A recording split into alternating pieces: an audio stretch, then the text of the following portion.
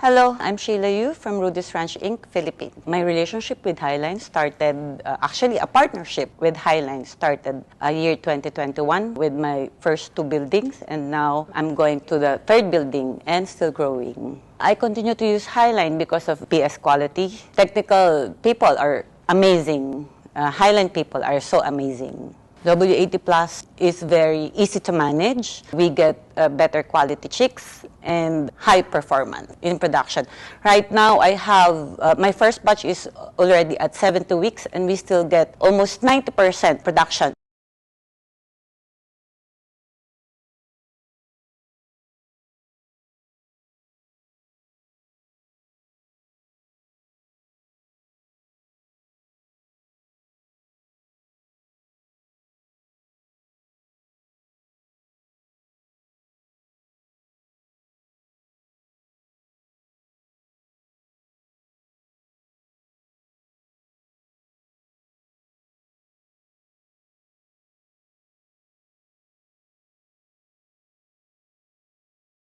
My name is Hashim Talafa. I'm from New Zealand. I work for Golden Coast Commercial, and it's the layer part of Teagle Food Limited. I work as a Highline production manager, managing GB site, GB hatchery, and breeder farms. I start my relationship with the Highline around 7 years ago, but I got a long history with the poultry industry. Highline International, they do a great job of the continuous improvement of the breed, a clear vision of feeding the world. So this is like looking all the time to improve the breed. Also the great customer service and the technical support we receive from the Highline International. We get some visit to New Zealand from the Highline International team, and we get a good feedback from them to improve our operation. The Highline Brown Plus considered the best on the world as a balanced breed,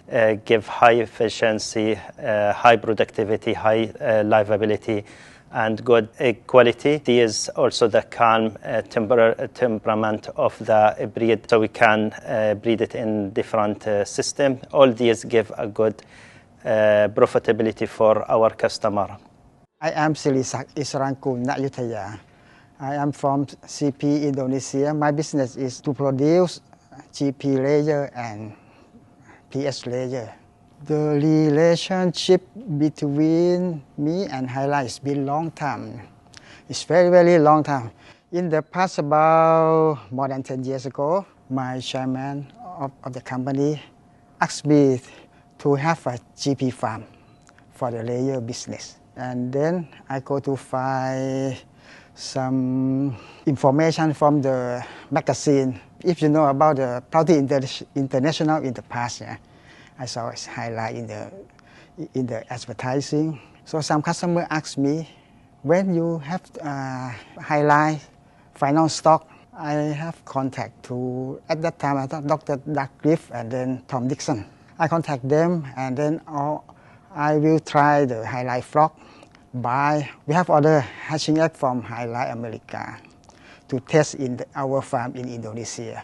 We have test for total 3 flocks. Performance of those 3 flocks is very good. It's better than at that time the current flock of the other brand. It's very good. Dr. Cliff and Tom Dixon come to seminar to the customer, so the customer respect is very good. Because of the performance is very good, we have more chick persistency of the lay. The production is very good. The mortality of the flock is very good. I continue to use Highline because of the production of our GP flocks. My name is Yuno Kim. I come from South Korea. My company is Korean Poultry Technical Service. We call KPTS. The relationship between my company, KPTS, and Highline began 37 years old. From then until now, Highline supplies GPS flock in South Korea. We occupied around more than 60% of the layer market share. In Korea, Highline not only supply the breed, but it also supply all the management tools or everything to increase the farmer's performance. There are a lot of advantages of the Highline breed, but among that, the advantage, the internal egg quality is very important in the Korean market. The Korean market is highly sensitive to internal egg quality, and no other breed can match Highline's very high whole unit. Highline does not just supply breed, it also provides all the solutions to produce the best performance in the market. In addition, Highline always listens to local voices, giving customer trust and confidence.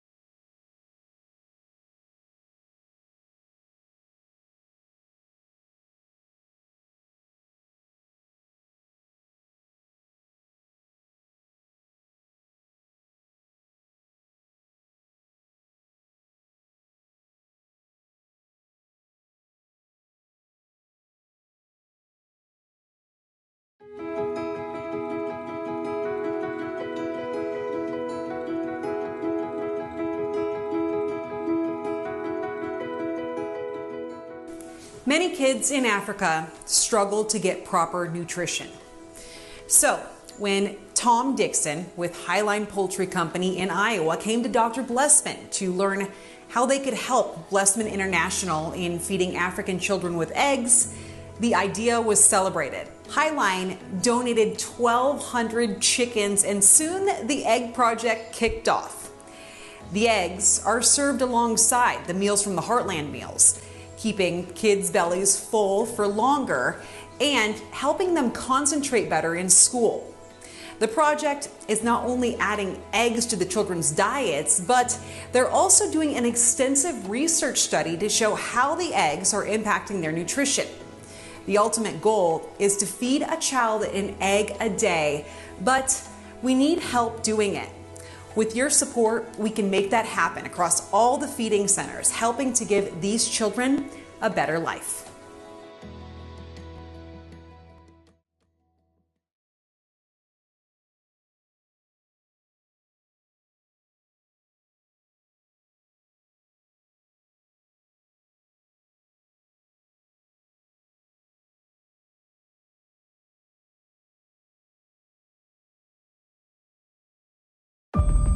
Welcome to Highline Asia Seminar 2024 here in Bali, Indonesia.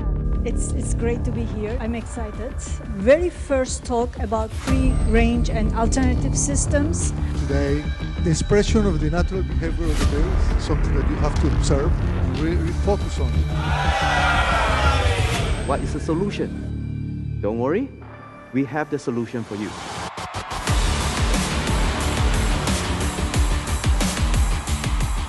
Today, to make her more robust for these type of challenging conditions, we are all one big system at the moment.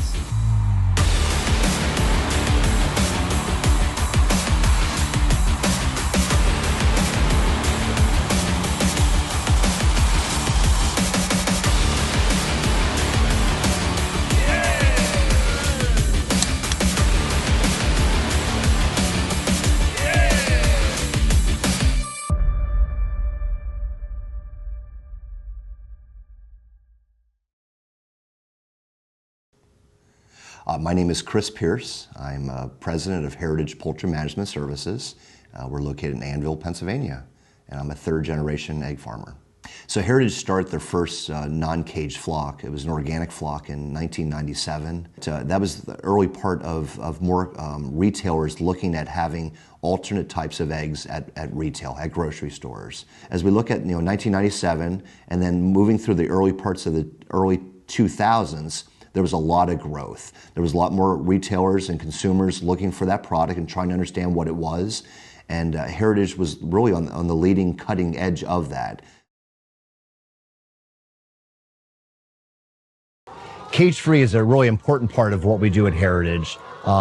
It's much more challenged because there's a lot more moving parts with cage-free production versus conventional production. The birds are able to come and go.